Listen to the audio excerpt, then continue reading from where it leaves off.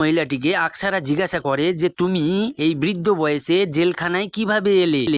বৃদ্ধা মহিলাটি বলে, আমি একজন ইডলি বিক্রেতা ছিলাম। একদিন নদীর পাড়ে আমি একটি হাঁড়িকে পড়ে থাকতে দেখি। প্রথমে এটি স্বর্ণ ভেবেছিলাম, কিন্তু এটা আসলে ছিল একটি পিতলের হাঁড়ি। একদিন আমি এই হাঁড়িতে ইডলি রেখে ইডলি বিক্রি করছিলাম, কিন্তু আশ্চর্যের ব্যাপার, আমি যতই ইডলি বিক্রি করছিলাম কিছুতেই ইডলি শেষ হচ্ছিল না। তখন আমি ওই হাঁড়িতে একটি 100 টাকার নোট ফেলে দিই, আর দেখতে দেখতে হাঁড়িটি টাকায় ভরে যায়। নজর পড়বে এই ভেবে আমি রায়তার বাড়ির যেখানে সার বাঁধা ছিল ওইখানে আমি একটা গর্ত করে হাঁড়িটাকে রেখে দিই। তারপর ওই হাঁড়ি থেকে যত টাকা আমি পেয়েছিলাম ওই টাকা ব্যাংকে আমি ফেলতে যাই, আর সব টাকার সিরিয়াল নাম্বার একই দেখে ব্যাংক কর্তৃপক্ষ আমাকে সন্দেহ করে, আর আমি এইভাবে জেলে আসি। মহিলাটি আকসারা ও মাসাকে বলে যে এখানে যত মানুষ আছে তোমাদেরই সৎ মনে হলো, তাই আমি তোমাদের এই কথাটা বললাম। শুনে আকসারা ও মাসা খুব খুশি হয়ে ওঠে, তারা তো এমনইটাই খুঁজছিল। বৃদ্ধা মহিলাটি আকসারা ও মাসাকে জিজ্ঞাসা করে, তোমরা এখানে কি করে এলে? তখন আকসারা বলে, আমরা একটি পুলিশের মাথায় আঘাত করার জন্য আমাদেরকে ধরে এনেছে। এরপর আমরা রাহুলকে দেখতে পাই যে রাস্তায় রাস্তায় ঘুরে বেড়াচ্ছে। দিন পর জেল থেকে বেরিয়ে আকসারা ও মাসা ডাক্তার সেজে রায়তার বাড়িতে আসে। আকসারা ও মাসাকে দেখে বাড়ির লোক বেরিয়ে এসে জিজ্ঞাসা করলে আকসারা মাসা বলে, আমরা পশু বিশেষজ্ঞ। তার বাড়ির ওই লোকটি বলে যে আপনারা তুফানকে টেস্ট করবেন, তুফানকে আপনারা চেনেন না।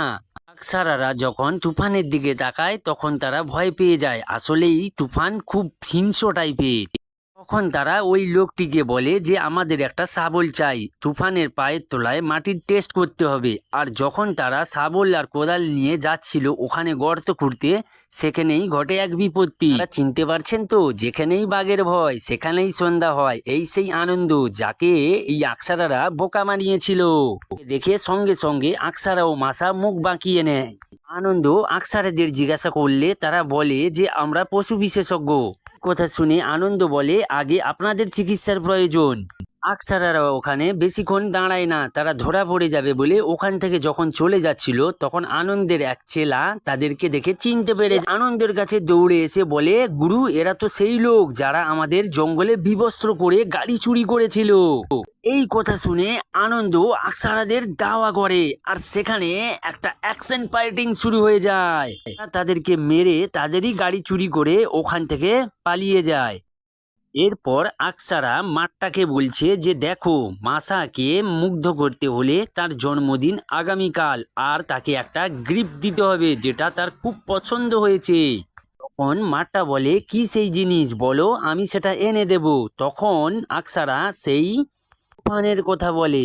কথা শুনে মাঠটা বলে, ও এটা তো আমার চুটকির খেলা।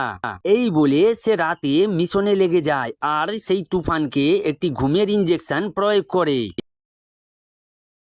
এদিকে মাসা ও আকসারা তার জন্য অপেক্ষা করছিল, আর কিছুক্ষণ পর দেখা যায় যে মাঠটা গাড়ি নিয়ে হাজির হয় আর গোলাপ ফুল হাতে নিয়ে মাসাকে দেয় আর বলে যে বান্দা আভি হাজির হ্যায়। এই বলে দরজা খুলে দেয়। দরজা খুলতেই মাসা ও আকসারা যত না খুশি হয়েছিল দেখে তারা অবাক হয়ে যায়। আসলে মাঠটা তুফান ষাঁড়ের সাথে সাথে আনন্দকে তুলে নিয়ে আসে। আকসারারা বলে, যাই হোক, কাজ তো হয়েছে। এই বলে তারা দেরি না করে রায়তার বাড়ি চলে আসে, আর সেখানে দেখতে পায় যে আনন্দের স্ত্রী কিছু লোকজন নিয়ে অনশনে বসেছে, কাঁদছে আর বলছে যে যতক্ষণ না আমার স্বামী ফিরে আসে আমি এই অনশন থেকে উঠবো না। আর ঠিক সেই সময় দেখা যায় যে আনন্দকে কাঁধে নিয়ে তুফান ফিরে এসেছে। আকসারারা বাড়িতে ফিরে আসে আর প্ল্যানিং করতে থাকে যে ওই হাঁড়িটা পেতে গেলে আমাদের কি করতে হবে। তখন আকসারার মাথায় একটা আইডিয়া আসে, আর সে আনন্দকে ফোন করে। ফোন করতেই আনন্দ আকসারা ও মাসার কণ্ঠ চিনতে পেরে যায়। আকসারারা বলে যে তুমি তো কিছুদিনের মধ্যে পার্টিতে দাঁড়াচ্ছ, আর তোমার কাছে সেই দিনের বিবস্ত্র করার কিছু ছবি আছে, আর এই ছবিগুলো আমি যদি ভাইরাল করে দিই তাহলে তোমার তো নেতা হওয়া ঘুচেই যাবে। তোমার এই ছবিগুলো যদি নিতে চাও তাহলে টাকা নিয়ে তুমি অমুক জায়গায় তাড়াতাড়ি চলে আসো। আনন্দের কাছে কোনো উপায় থাকে না, তাই সে টাকা পয়সার ব্যাগ নিয়ে বেরিয়ে পড়ে। সামনে তার চেলারা দাঁড়িয়ে আছে দেখে আনন্দ বলে যে কি রে বে, তোরা দাঁড়িয়ে আছিস কেন? তখন তারা বলে যে ওই দিনের মতো যদি বিবস্ত্র হয়ে যায় তাই ওই ব্যাগে জামাপত্র নিয়েছি। আনন্দ তার ছেলেদের বোকা দিয়ে ওই গাড়ি নিয়ে রোগে রায় তাদের বাড়ি চলে আসে মাসা ও আকসারা পুলিশের বেশ ধরে। তারা সামনে এসে লাথি মেরে বাড়ির ভেতরে ঢুকে, আর বাড়ির ভেতরে ঢুকতেই মাসা অবাক হয়ে যায়, আর সঙ্গে সঙ্গে আমরা দেখতে পাই নতুন একটা ক্যারেক্টার। এই পুলিশ মহিলা তাদেরকে দেখে জিজ্ঞাসা করে যে তোমরা কোন থানা। দেখা যায় আনন্দ আকসারা ও মাসার দেওয়া ঠিকানায় পৌঁছে যায়। এখানেই মাঠটা গাড়ি নিয়ে সিগারেট হাতে দাঁড়িয়ে আছে। আনন্দর এক ছেলা মাঠটাকে ঠিকানা জিজ্ঞাসা করলে মাঠটা ইশারা করে দেখিয়ে দেয় আর বলে যে ওদিকে যেতে হলে গাড়ি নিয়ে যেতে পারবে না। এই কথা শুনে আনন্দর দলবল পায়ে হাঁটা শুরু করে। যে হাঁটতে হাঁটতে তারা একটা পাথরের কাছে গিয়ে দাঁড়ায়, আর সেই পাথরে লেখা ছিল যে তোরা এখানে তাহলে গাড়ির কাছে কারা।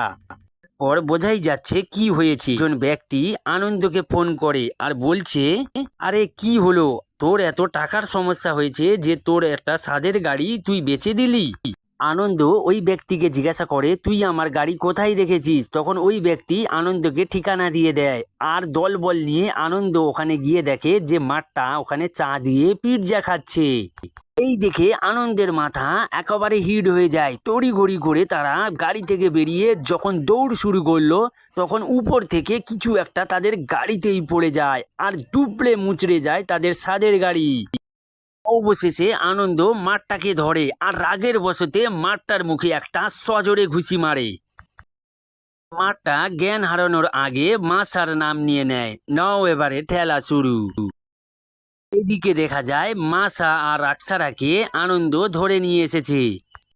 আনন্দ তাদের লোকজনকে বলছে যে জলের ছিটা মেরে ওদের জ্ঞান ফিরা।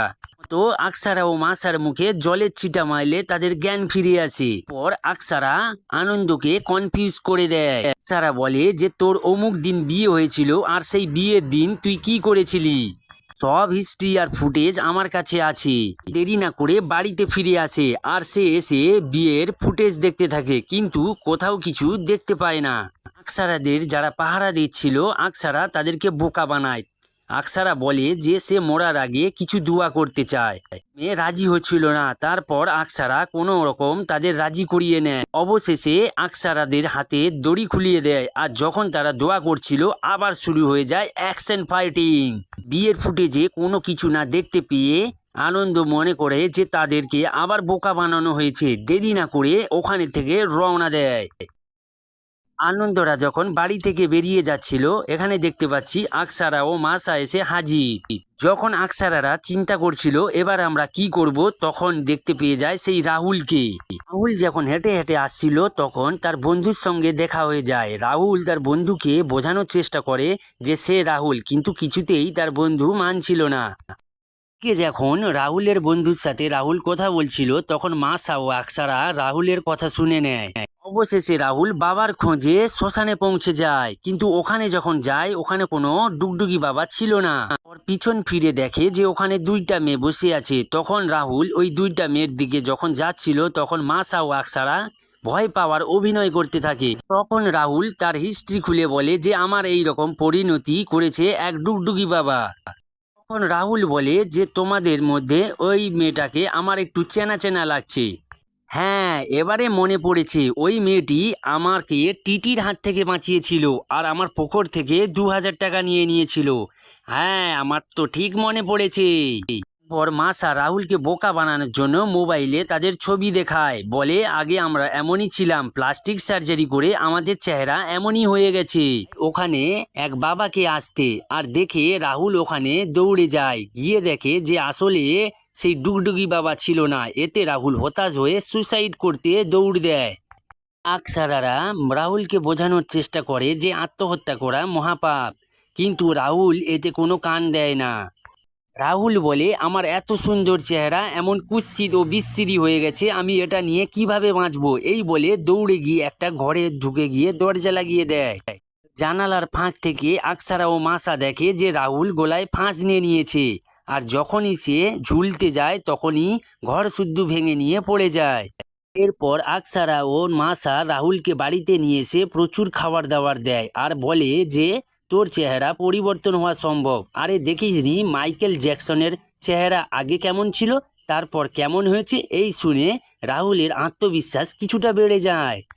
আকসারা রাহুলকে বলে যে তোর চেহারা পরিবর্তন অবশ্যই হবে, এর জন্যে 50 লাখ টাকা খরচ করতে হবে। এই কথা শুনে রাহুল বলে আরে এত টাকা আমি কোথায় পাবো, ব্যাংক ডাকাতি করবো নাকি।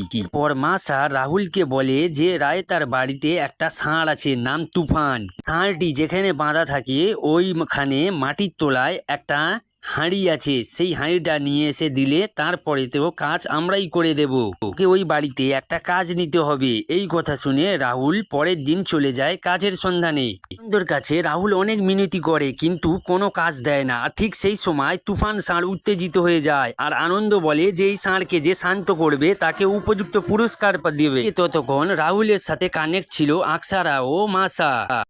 আকসারা রাহুলকে তখন বলে আরে তুই তো বাহুবলীর চেয়ে কম না। আর ঠিক তখনই রাহুল পেছন ফিরে সামনে দাঁড়িয়ে পড়ে আর তুফানকে বলে দাঁড়া, ব্যাস কাজ শুরু। চিৎকার শুনে তুফান শান্ত হয়ে যায়। আনন্দের কথা মতো রাহুল বাড়িতে কাজের সুযোগ পেয়ে যায়। আর রাত্রিতে যখন সবাই ঘুমাচ্ছিল রাহুল তখন তার কাজে নেমে পড়ে। সে ওই ষাঁড় যেখানে বাঁধা ছিল সেখানে গর্ত খোঁড়া শুরু করে, কিন্তু সেখানে থেকে একটা বড় পাথর পায়। আসলে হাঁড়িটা মাটির তলায় ছিল না, ছিল তুফানের পাশে। তুফান এই হাঁড়িটিতে জল খেয়ে আকসারা রাহুলকে হাত দেখিয়ে বলে এটাই সেই হাঁড়ি।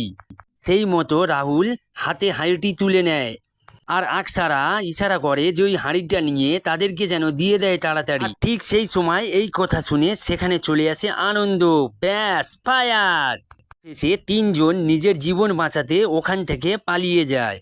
এদিকে দেখতে পাচ্ছি আনন্দ একজন স্বর্ণকারকে ডেকে এনে টেস্ট করছে ওই হাঁড়িটি আসলে স্বর্ণের কিনা, কিন্তু স্বর্ণকার টেস্ট করে সেই একই রেজাল্ট জানায় আসলে ওই হাঁড়িটি ছিল একটি পিতলের। আর ঠিক সেই সময় ওখানে আকসারা আর মাসা চলে আসে। আনন্দ যখন বন্দুক নিয়ে আকসারাদের দিকে গুলি মারতে যাচ্ছিল তখন একজনের হাত লেগে ওই বন্দুক সেই হাঁড়িতে পড়ে যায়। তারপর আকসারা সেই বন্দুকটি নিয়ে আনন্দের দিকে গুলি ফায়ার করে। আনন্দ বলে ভয় পাবে না, ওই বন্দুকে দুটাই গুলি ছিল। তারপর আকসারা একের পর এক বন্দুক বের করে গুলি ফায়ার করতে থাকে আর ওখান থেকে বেরিয়ে যায়। এদিকে আনন্দ গাড়ি নিয়ে দলবল সাথে ওদেরকে ধাওয়া করে। শুরু হয়ে যায় আবার অ্যাকশন ফাইটিং। শেষে লড়তে লড়তে তারা একটি ব্রিজের উপরে চলে আসে আর সেই ব্রিজের উপর থেকে হাঁড়ি নিয়ে তারা দুজনেই ঝাঁপ মারে। শেষে তারা নদীর কিনারায় পৌঁছে যায় ঠিকই, কিন্তু হাঁড়িটিকে আর দেখতে পায় না। এরপর আকসারা ও মাসা হতাশ হয়ে যায়, ভাবতে থাকে এতই পরিশ্রম আমাদের বিফলে গেল।